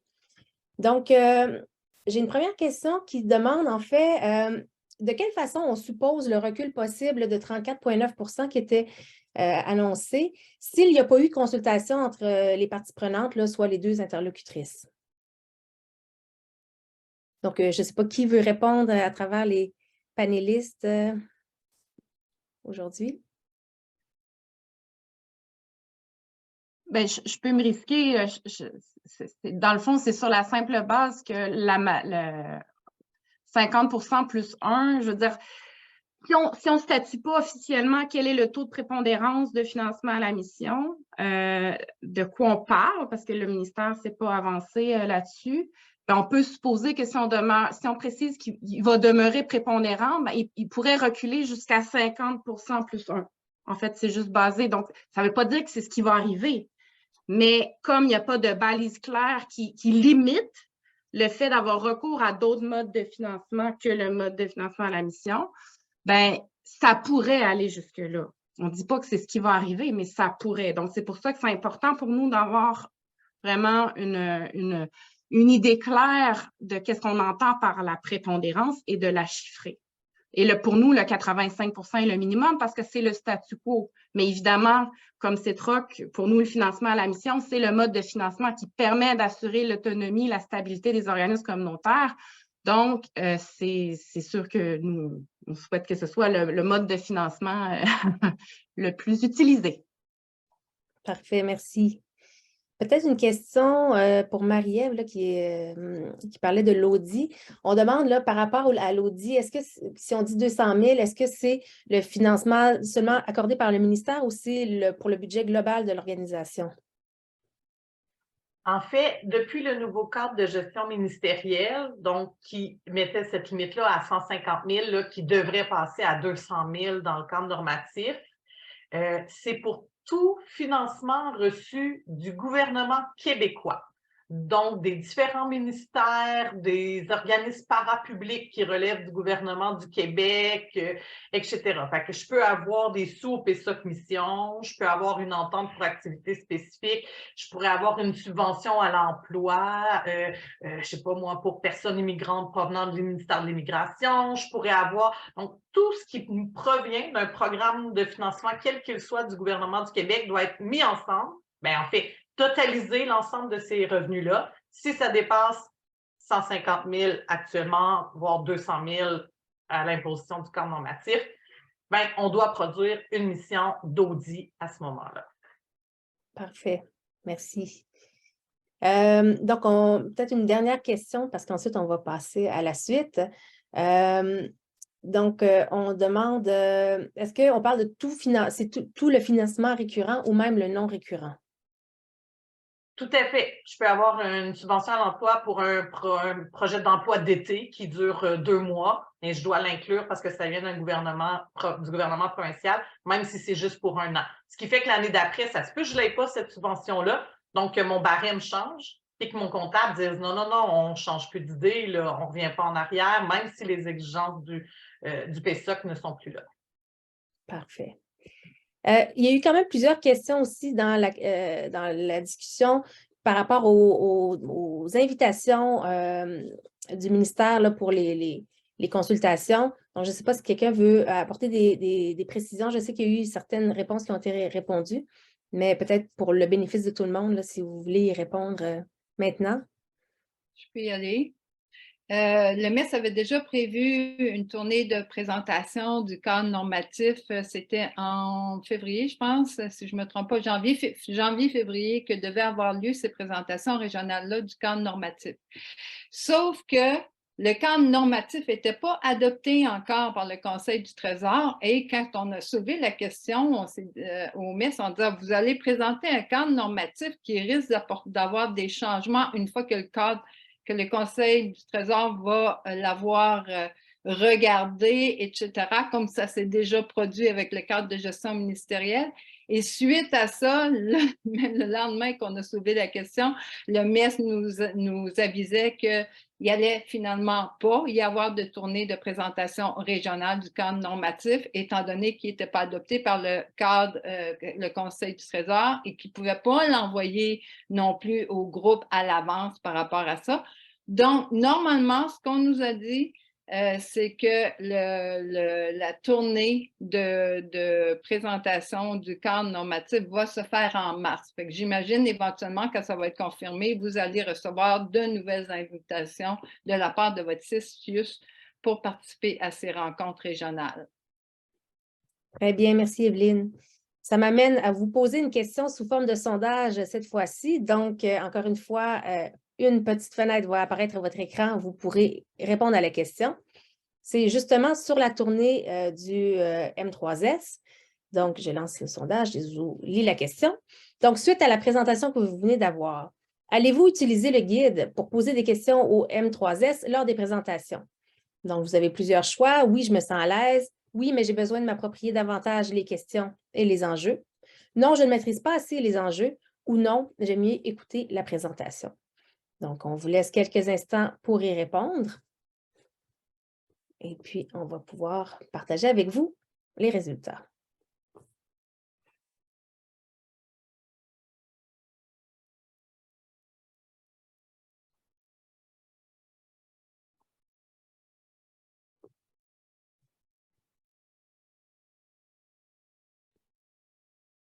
Alors,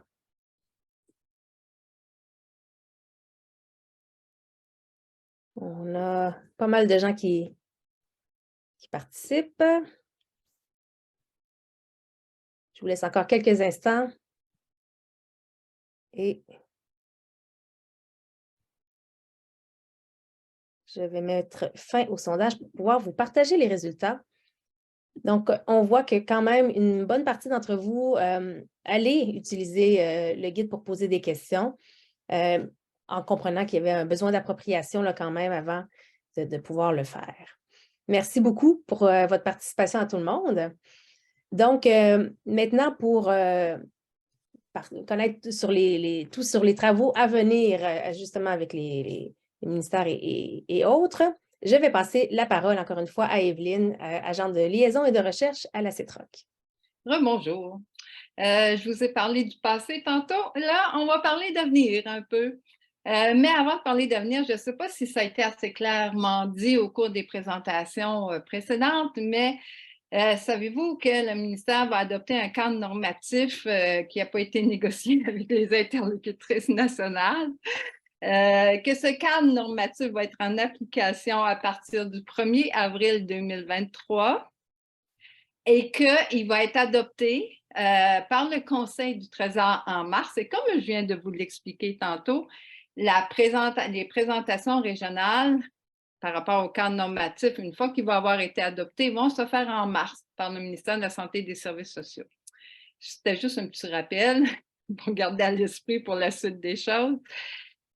Émilie vous l'a dit, vous l'a expliqué tantôt aussi. Par rapport à la convention, comme l'année dernière, le ministère a décidé d'adopter un addenda qui lui permet de reconduire la convention PESOC pendant un an encore, donc en 2023-2024. Ce que ça fait, cet addenda-là, fait en sorte que le document de référence qui était dans la convention précédente, je veux dire dans celle de l'an dernier, le document de référence était le cadre de gestion ministérielle. Cette année, avec l'addenda, ce qui change dans la convention, c'est que le document de référence, ça devient le cadre normatif. Est-ce qu'on vous l'a dit, le cadre normatif qui n'est pas encore adopté? Donc, le cadre normatif qui va être adopté en mars va être appliqué en même temps que la convention à partir du 1er avril 2023 Alors que les présentations sur le cadre normatif, que vous n'avez pas eu la chance encore d'avoir en main, de pouvoir le lire parce que c'est confidentiel, bien, vous n'aurez pas beaucoup de temps pour vous préparer à ce qui s'en vient parce que, comme Émilie, je répète Émilie, mais comme Émilie l'a dit, c'est le cadre normatif et le document de référence dans la Convention qui est un contrat légal auquel vous devez, j'aime pas le terme vous soumettre, là, mais mettons que c'est le document qui vous dit quoi faire, puis qui vous donne vos droits, puis qui vous donne vos obligations aussi. Donc, c'est un peu ça ce qui se passe. Et dans... Ouais, c'est ça, je vais arrêter là. Je pense qu'on a tapé sur le clou assez souvent comme ça, j'ai l'impression. Donc, OK, pour les prochains travaux, ce qui s'en vient, c'est que le ministère veut discuter avec les deux interlocutrices nationales, qui sont la CETROC et la TRPOCB. On a accepté de participer à une rencontre qui va avoir lieu les 7 et 8 mars prochains, une rencontre qui va, dont l'objectif est d'établir des modalités de fonctionnement en vue des futurs travaux. Donc, les parties en cause sont le ministère, sont la CETROC et sont la TRPOCB. Ce qu'on veut, quand on parle de modalités de fonctionnement, finalement, c'est convenir de l'échéancier des travaux, les sujets aussi, de quoi on veut parler, mais pas seulement de quoi on veut parler, mais aussi de l'ordre dans lequel on veut parler de ces sujets-là. Qu'est-ce qu'on considère comme prioritaire, qu'est-ce qui est moins prioritaire, etc. Donc, nous, à la CETROC, ce qu'on veut, si on participe à ces travaux-là, c'est premièrement de revenir sur des éléments qui ont été imposés par le Conseil du Trésor dans le cadre de gestion ministérielle. Entre autres, les frais, les dépenses admissibles en lien avec les frais de déplacement, par exemple. Le cumul des aides financières. Minimalement, on veut comprendre qu'est-ce que ça signifie parce que en ce moment, tel que c'est expliqué, c'est vraiment difficile à comprendre. On veut aussi, évidemment, parler des enjeux prioritaires dont certains vous ont été présentés cet après-midi, notamment la prépondérance, parce que ce n'était pas nécessairement prévu par le ministère et nous, on veut vraiment discuter de la prépondérance. On veut aussi voir, à part la prépondérance, est-ce qu'il y a d'autres façons de faire, d'autres solutions à mettre en place pour vraiment protéger le financement de la mission globale comparativement au volet A et au volet B des activités spécifiques. Et bien sûr, on va aussi parler des processus entourant les travaux. Est-ce qu'on va avoir des modalités qui nous permettent à nous de faire notre job par rapport à vous, c'est-à-dire de vous consulter quand, sur des enjeux qui sont super importants, qui vous concernent au premier plan. Donc, on veut vraiment que le processus respecte nos façons de faire, nos pratiques habituelles liées à un esprit démocratique, etc. Fait que vous l'avez vu, si la CETROC s'est retirée des travaux précédemment, c'est parce que ces conditions-là n'étaient pas en place. On ne pouvait pas prendre le temps de vous consulter. On ne pouvait pas prendre le temps de réfléchir aussi et d'envisager d'autres contre-propositions, etc. Et c'est sûr que pour ce qui est à venir, on ne veut pas que ça fonctionne de la même façon, on veut que ça fonctionne autrement, en respect de nos pratiques.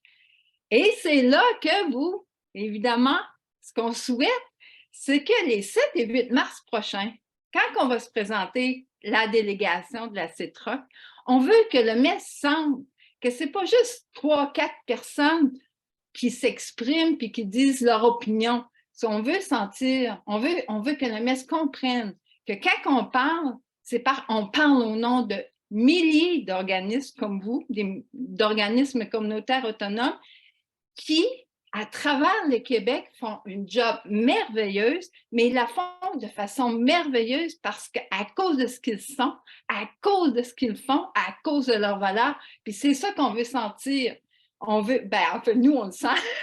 Nous, c'est sûr qu'on le sent, mais on veut que le MES sente ça, puis on veut que le MES sente qu'on est vraiment une bonne gang à parler les 7 et 8 mars prochains. Alors voilà pour ce qui s'en vient. Merci. Merci, Evelyne.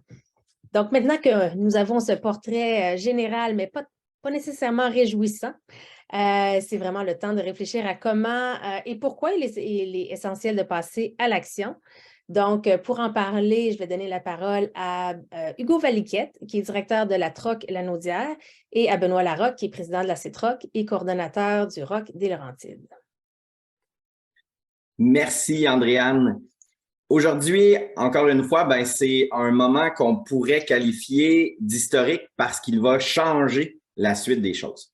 Pas parce que le MES veut nous imposer un cadre normatif. Oh non. Parce qu'aujourd'hui, on est fort d'une présence de plus de 700 connexions dans notre rencontre virtuelle, la toute première organisée par la Coalition des TROC. Bon, je sais que ça peut avoir l'air décourageant là, quand on vient de regarder tous les enjeux qui sont devant nous. J'ai lu dans vos messages, dans la discussion, de la colère, de l'indignation, puis c'est simple de se demander où est notre pouvoir. En ce moment, je puise de l'espoir qu'en se retrouvant ici, aussi nombreuses et nombreux, dans un Zoom qui parle d'un cadre normatif ministériel, puis on va se le dire, c'est pas tant sexy comme thématique, c'est que nous accordons de l'importance à ce que nous sommes, c'est-à-dire des organismes communautaires autonomes, et on accorde de l'importance à nos valeurs de respect, d'autonomie et de démocratie. C'est vrai que depuis la pandémie, on se sent un peu isolé. On se sent souvent seul dans nos organismes. Sauf qu'actuellement, c'est le Québec qui s'est réuni pour prendre en considération une situation terriblement inquiétante pour notre mouvement. Alors qu'on se sent parfois isolé face à des enjeux ministériels importants, est-ce que nous réalisons qu'aujourd'hui, nous sommes 1 plus 1 plus 1 plus 1?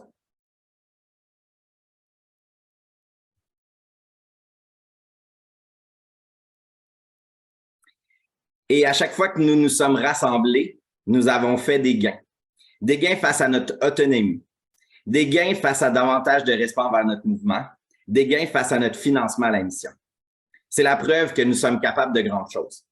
De l'Outaouais au nord du Québec, de l'Abitibi-Témiscamingue au Saguenay-Lac-Saint-Jean, de la capitale nationale en passant par la Côte-Nord, la Gaspésie, les Îles-de-la-Madeleine, le Bas-Saint-Laurent, les Chaudières-Appalaches, l'Estrie, la Naudière, les Laurentides, la Mauricie-Centre du Québec, Laval, Montréal et la Montérégie. Je nous invite à transformer notre colère, notre indignation en action. Et voici 3 gains importants que nous avons faits dans le secteur de la santé et des services sociaux grâce à notre courage collectif, grâce à nos mobilisations. Tout d'abord, au début des années 2010, une agence régionale a tenté d'imposer un cadre régional dans le Bas-Saint-Laurent. Face à l'intransigeance de cette agence, la CETROC et ses membres se sont réunis pour demander une réelle négociation entre les organismes du Bas-Saint-Laurent et l'agence.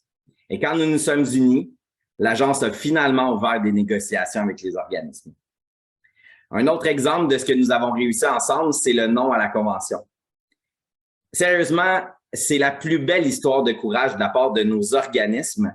Alors que le ministère de la Santé et des Services sociaux voulait nous imposer une convention de financement qui ne respectait pas l'action communautaire autonome et ce que nous sommes comme organisme, ce sont 1800 organismes qui se sont mobilisés en prenant une résolution du conseil d'administration pour dire qu'ils ne signeraient pas la convention. Il y avait un risque, là, en signant pas la convention, de peut-être pas avoir de financement, mais les groupes l'ont quand même fait. C'était audacieux. Puis c'est quoi le résultat? Finalement, le MES a ouvert un espace de négociation avec la coalition des TROC et la table des regroupements provinciaux d'organismes communautaires et bénévoles. Et il y a même eu 5 versions de la convention PSOC avant qu'on signe. Finalement, en plein cœur de la pandémie, on a été plus de 1000 organismes à dire au ministère « on n'a pas signé ça ». Le ministère souhaitait faire appliquer un cadre ministériel de façon rétroactive, c'est-à-dire qu'il changeait les règles du jeu du PSOC en nous mettant un nouveau cadre en octobre, mais en disant que ça s'appliquait depuis avril. Qu'est-ce qu'on a dit? On a dit non, puis finalement, le ministère a reculé. Donc, ensemble, c'est possible de faire changer la direction du ministère de la Santé et des Services sociaux. Encore une fois, vous voyez que la CETROC vous appelle à l'action. 1 plus 1 plus 1 plus 1 plus 1, ça fait beaucoup de monde qui peut dire non au MES, puis de vraiment nous reconnaître et respecter nos processus démocratiques. Merci, Hugo. Oui, je vois des gens qui applaudissent. Vous le voyez, vous le sentez, l'imposition unilatérale d'un cadre normatif, ça ne passe pas pour les membres de la CETROC. On a pris une résolution là-dessus en novembre dernier. Il n'est pas question qu'on se laisse abattre. Je revois l'image des gens qui sont là, qui regardent. Là, je pense que c'est dans ta présentation, Émilie. On est là, spectateurs dans un musée de ce qui se passe. On ne veut pas être spectateur, on est des artistes de ce qu'on est. Ça que ça ne passe pas. On veut nous-mêmes peinturer notre avenir. Ça fait que, on vous invite à une mobilisation là-dessus. C'est important aussi de réaffirmer puis d'exiger le rôle d'interlocutrice de la CETROC par rapport au ministère de la Santé et des Services sociaux. S'il nous passe celle-là, je ne sais pas ce qui va nous passer ensuite. C'est super important qu'on se tienne debout par rapport à cette tentative-là de nous intégrer. On a parlé tantôt d'un PSOC généraliste et régionaliste. Bien, on voit ça, nous, à la CETROC, comme une force de solidarité pour préserver l'action communautaire autonome. Parce que les catégories généralistes du PSOC, comment on le porte? Bien, c'est un peu comme des vitamines généralistes pour nous empêcher de pogner la spécialiciste. Ben, une espèce d'inflammation transmise par le réseau aux organismes communautaires par un mode de pensée de type programme-service. Il faut se prémunir par rapport à ça. Le PSOC généraliste et régionaliste permet aux organismes de travailler sur le système immunitaire du Québec, région par région, par la prévention. Alors, on est bien plus solide puis utile qu'un PSOC centralisé qui gravite autour des priorités gouvernementales. Avez-vous le goût de devenir, de dévier de votre trajectoire d'action communautaire autonome pour commencer à graviter en orbite autour des CIS puis des CIUS? C'est autour de nos membres et de nos participants qu'on devrait graviter, pas autour des instances du réseau. Bien que nous soyons d'intérêt public, on n'est pas du réseau public. Puis ça, c'est important de bien le camper. Alors, c'est par son caractère généraliste et par son ancrage en région qu'on peut inspirer un PSOC qui respecte l'autonomie des groupes, un PSOC qui bénéficie à l'ensemble des organismes financés. Alors, ce qui s'en vient avec ça, on va vous passer des questions de sondage, là, voir si vous êtes craqués comme nous autres, ça ne sera pas long. On a une assemblée de nos membres de la CETROC la semaine prochaine, le 21 février. Alors, c'est entendu qu'on va reparler de ça, puis qu'on va vous revenir avec des suites là-dessus. Comme Evelyne le disait aussi, il y a des rencontres les 7 et 8 mars de nos 4 délégués. On ne veut pas les envoyer juste 4. On veut sentir le Québec derrière nous autres. On veut sentir des groupes d'action communautaire autonome qui tiennent à leur action communautaire autonome. Puis c'est ça qu'on veut envoyer, puis qu'on veut instiller à nos délégués. Là, on ne peut plus espérer, chacun de notre côté, la reconnaissance de notre autonomie. Aujourd'hui, il faut la prendre, notre autonomie, il faut l'affirmer. C'est à ça qu'on vous invite. Andréane, je te repasse la parole. Bien, merci infiniment, Hugo et Benoît, pour ce discours mobilisateur et inspirant. Donc, comme le disait Benoît, la CETROC veut prendre le pouls là, des participantes au webinaire. Ils sont très conscients que vous devez bien sûr parler avec vos conseils d'administration. Donc, les questions qui s'en viennent ne vous engagent à rien pour le moment, mais on veut juste avoir une petite idée. Alors, je vais relancer un autre sondage Zoom. Donc, croyez-vous qu'il est nécessaire de se mobiliser sur l'enjeu du cadre normatif? Et est-ce que vous seriez prêt à rejeter le cadre normatif qui sera imposé par le MES? Donc, je vous laisse encore quelques instants pour répondre aux questions. Et bien sûr que vos réponses vont aider la CETROC à orienter aussi ses actions. Donc, ça remplit, ça remplit.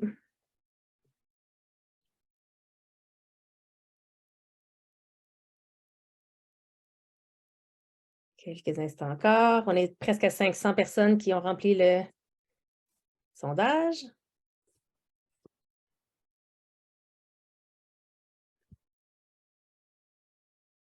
Alors, je vais bientôt fermer le sondage. Alors, les derniers retardataires, allez-y. Et je laisse la chance au dernier, là. Ça continue à remplir. Et voilà. Donc, je vous partage les réponses. Donc, bien sûr que oui, je crois que 98% des répondantes croient qu'il est nécessaire de se mobiliser et ils sont prêts à rejeter le cadre normatif qui sera imposé par le MES. Donc, merci encore une fois pour votre participation. Comme le disait Benoît, la CETROC se réunit en Assemblée générale avec ses membres la semaine prochaine, donc reviendra rapidement vers vous avec des suites, des actions à poser. Merci beaucoup pour votre participation. On a une dernière action à vous demander, c'est de remplir un petit sondage, en fait, un lien qui va vous être mis dans l'onglet discussion, oui, un formulaire Google qui va aider, encore une fois, la CETROC à orienter ses actions. Donc, c'est vraiment important de prendre quelques instants. C'est anonyme, vraiment pas long à remplir et c'est vraiment très, très important pour la suite des choses. Donc, je vois le lien qui vient d'apparaître dans l'onglet discussion. Allez-y, cliquez tout de suite, puis on va vous permettre d'y répondre dans les prochaines minutes.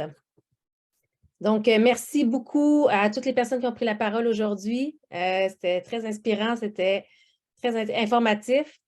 Merci à tous les participants, participantes. On va vous souhaiter une très belle fin de journée et à la prochaine. Merci beaucoup tout le monde. Bye! Bye! Bonne fin de journée. Bye tout le monde.